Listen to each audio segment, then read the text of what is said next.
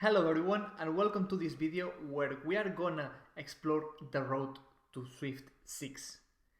I'm very excited for what is coming, so this video is very special for me. Ted from the Swift core team made a post on the Swift forums talking about the goals for Swift 6. So it seems like a good opportunity to discuss what's coming and what I'm most excited about. But before we focus on the future, it is important to surface the big goals that have been accomplished already, so we have a clear picture of what's the position we are on before focusing on what's next. Of course, we had many language improvements and great features, so making a list here will be too much. That's too much, honestly. But there are two specific things that make now a good time to discuss what the future looks like. The first one is API stability. Even if it's not a big deal for platforms outside Apple, this was a main focus for the engineering team at Apple, and it has been going for a while, being Swift 5 the big release for it. Now that it's done, it means they can focus in more big things. The other accomplishment is the Swift Package Manager, which has been finally integrated both into Xcode and it has better support for other IDEs. This provides to the Swift community a common and cross-platform solution for building and distributing Swift libraries. This is a must if we want the language to grow. And that's the point here. With the introduced features and a good base for the ecosystem, now Swift is in a good position to grow and expand. So what's the deal with Swift 6? The core team likes to focus on themes for every Swift release. These are the broad topics that the core team would like to see Swift 6 tackle. It doesn't mean that other features won't be added, of course, but this serves as a guide to know what to prioritize. It is important to understand that, as with many existing features like API stability, a specific feature is not the work of only a single release. Features are worked through multiple releases and shipped only when they are ready. This means that some things we're gonna mention are already being worked on, like the ownership model, for example. But the important thing here is that the core team expects Swift 6 to be the culmination of a bunch of do's. So we will see more 5-point releases until everything is ready for a big major release. But let's dive into each theme because there is so much interesting things to talk about. The first major theme is to accelerate the growth of the Swift ecosystem. Swift is the de facto language for Apple platforms, and it's growing in other domains like the services and server side or machine learning with Swift for TensorFlow and Apple's own frameworks. But the core team wants to focus on accelerating this growth and making Swift available for everyone. The main thing that the language needs to keep growing is to expand the number of platforms where it's available and supported. Some community members have done a great work on this, like supporting other Unix systems, Arduino, or even the port to Windows, the responsible of which is now part of the core team. But it would be great if the Swift project had official support for all of this. This will mean integrate those into the main compiler, CI infrastructure, official releases and documentation. I personally would love to see an easy way to support Windows and official support for WASM. An important distinction to make here is that we are not talking about supporting other application platforms. This will require huge efforts on UI frameworks that are outside of Swift organization. This focus here is on making the language available on more platforms, which, of course, is the first step for anything bigger to occur. The next point is to improve how software written in Swift is installed and deployed. I rarely use Swift software that doesn't come in a form of an app, which easily install, or that I run myself from a binary as a CLI tool. But it would be nice to see improvements on this last use case, and especially around server code deployment. Tooling is a really important part of any programming language, so the next focus is about supporting cross-platform tooling such as the language server protocol, things like code formatting and refactoring, and of course the Swift Package Manager.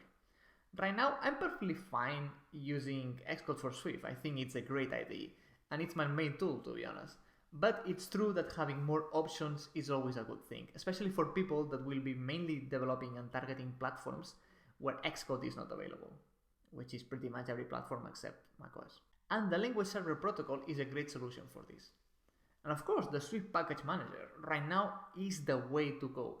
It's so nice to use, and especially with the Xcode integration, it's so good that we finally can say that we have a decent official package manager. But there is still lots of things to improve, so any progress here, it's always exciting. And probably the most important point of all this: cultivate a rich open source library ecosystem. I think this is the key.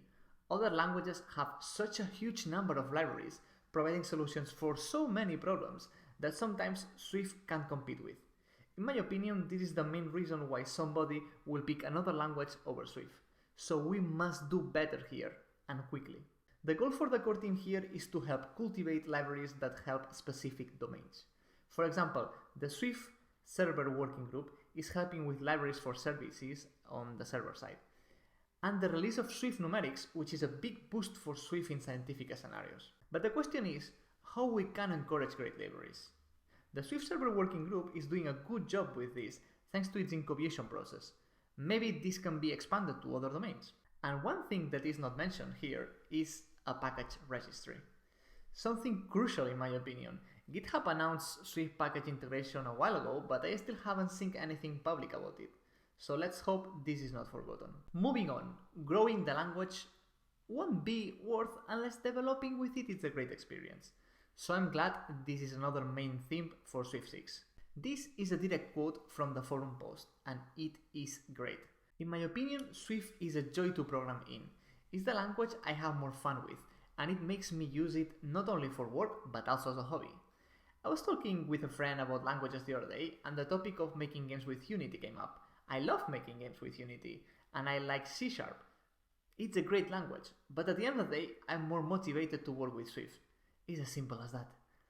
But it's true that the experience needs to get better. Compiling time is one of the big hurdles, so I'm glad it's the first thing the core team mentioned. Faster builds. Who doesn't want that?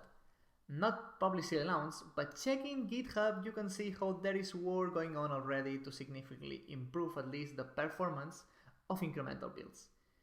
They are doing some refactors to have more precise dependency tracking in the compiler itself. I'm not an expert on that, but it looks cool. Diagnostics, another crucial aspect of the compiler.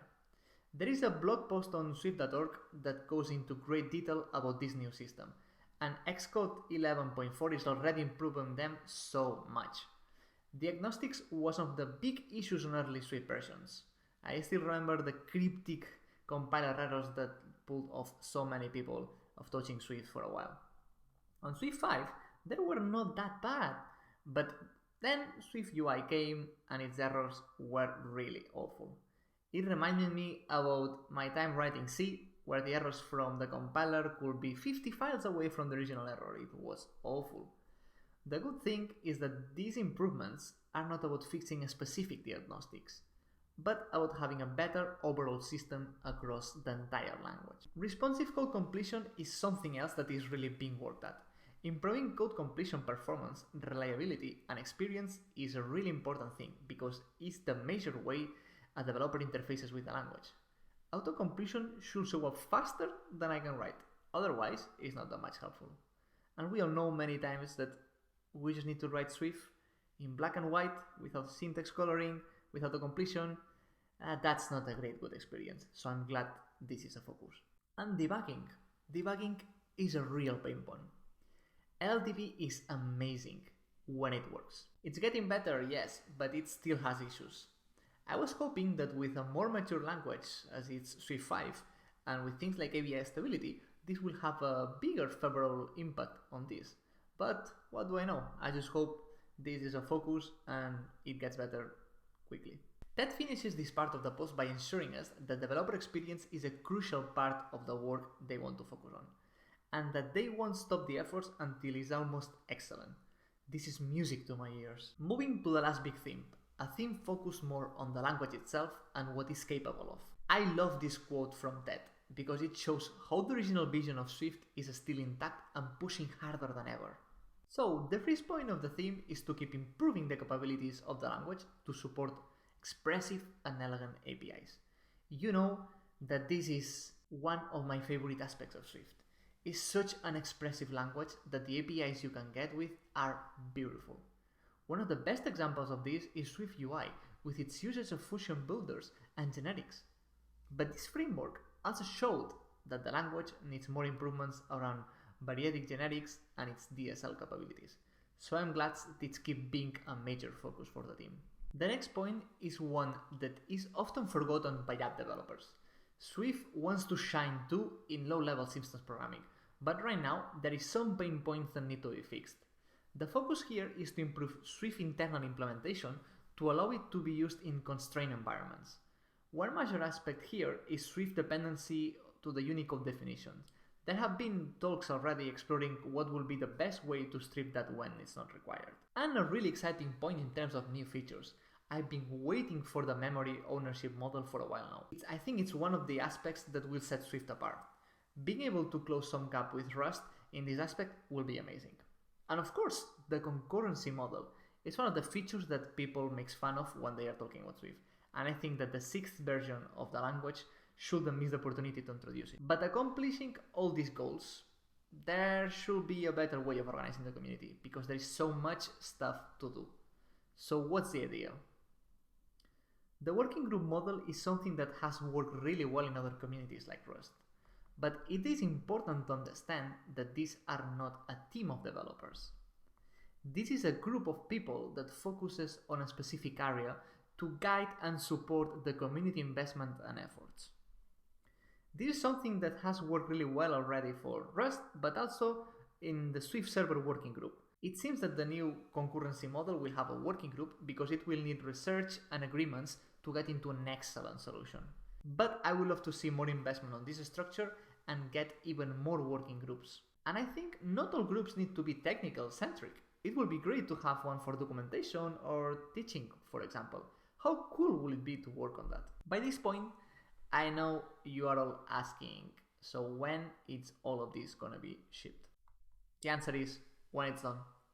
There are no release dates. These efforts will take time to investigate and implement, but meanwhile we will keep having 5-point releases. The release of Swift 6 is gonna happen when those efforts culminate. If I understand this correctly, I think it's a great way to make Swift evolve without being tied with Apple yearly releases. So let's finish with my favorites. Of course, coroutines and the concurrency model are the most exciting feature that will have a great impact on our day-to-day coding. The majority of other languages have this feature already, so it is something that Swift needs to do soon. I don't mind it's taking long because the plans they have are amazing. I'm excited about the technical details they share on the concurrency manifesto, making the async await coroutines the building blocks instead of higher level concepts seems like a really exciting proposal. And another feature, the memory ownership model. This is one that has me really excited. Right now, the other language that competes with Swift with my personal love for programming is Rust. Rust was a groundbreaking language for all the safety and new concepts that it added into the mainstream. If Swift can learn from it and bring some of those concepts in a Swifty way, it will be more than great. Then we get into tooling, compile times. There is not much to say here, they need to get better, please, we all know, please do it. As I said before, I think what sets apart a language ecosystem is the quantity and quality of their packages. I don't need Swift to have so many packages like other ecosystems, but we need more of them and we need them to keep the high quality standards that are expected from a product made with Swift. And finally, for all this to happen, I will hope to see this year a more focused community, but especially a more lovable and positive community. I'm a little tired of seeing people argue and attack members of their own community. I mean, let's be honest, you shouldn't attack anybody. Never. But come on, we share a common love here. Respect. Stop criticizing the people that dedicates time to the language, treating them like language nerds. But be more open-minded, and for the love of God, stop confusing the Swift community for Apple. This project is a community project, so you should start taking ownership of it. Okay, rant over. But tell me in the comments, seriously, what are you most excited about for Swift 6 to come? And to finish, in a more positive note, I got this quote. It's from swift.org, and it's what makes Swift so exciting. This clear goal and not being conformed with the status quo is what makes this such an exciting language, ecosystem and community. So let's keep it that way. So this has been my video about Swift 6. I hope you enjoyed it and got excited as me for the future of our beloved language. Please like to support content like this and subscribe to get more videos about Swift and other topics I love. See you all next time.